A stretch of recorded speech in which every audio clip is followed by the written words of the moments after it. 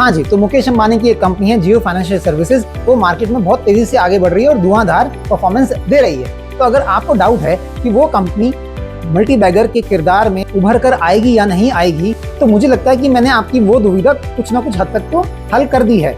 कैसे?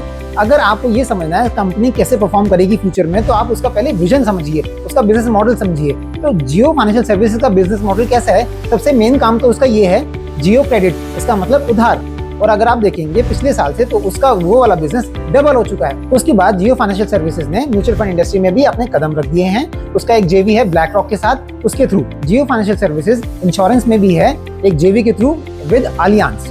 और सोने पे सुहागा, तो पिछले साल से उसका प्रॉफिट हो चुका है डबल और रेवेन्यू भी हो चुका है डबल। तो अगर आप इसकी बिजनेस का कोई भी सेगमेंट देखेंगे तो आपको वहाँ हरियाली ही नजर आएगी। इसका मतलब ग्रीनरी, इसका मतलब ग्रोथ। और जियो फाइनेंशियल सर्विसेज फाइनेंशियल प्रोडक्ट्स में भी डील करती है।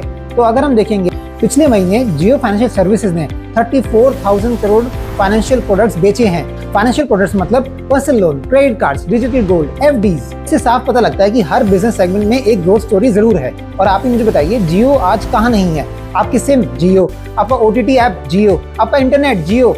तो इसने जो विश्वास क्रिएट किया है हर कंज्यूमर के दिल में, current presence in the market, strong vision, तो मुझे ऐसा लगता है कि ये एक बहुत स्ट्रॉन्ग कंपनी है और फ्यूचर में कुछ ना कुछ धमाका तो जरूर करेगी, क्योंकि जियो है तो डिस्ट्रप्शन है। तो मेरी इन बातों से अब आप समझ ही गए होंगे कि अब आपको ये शेयर खरीदना है या नहीं, और जिन्होंने खरीद लिया है उनको होल्ड करना है या नहीं। तब आप ही को देखना है कि आपको इसी ग्रोथ स्टोरी का पार्ट बनना है या नहीं। और मुझे लगता है कहीं ना कहीं अब मैंने आपकी ये दुविधा तो हल कर ही दी है, तो कम से कम अब तो फॉलो कर लो।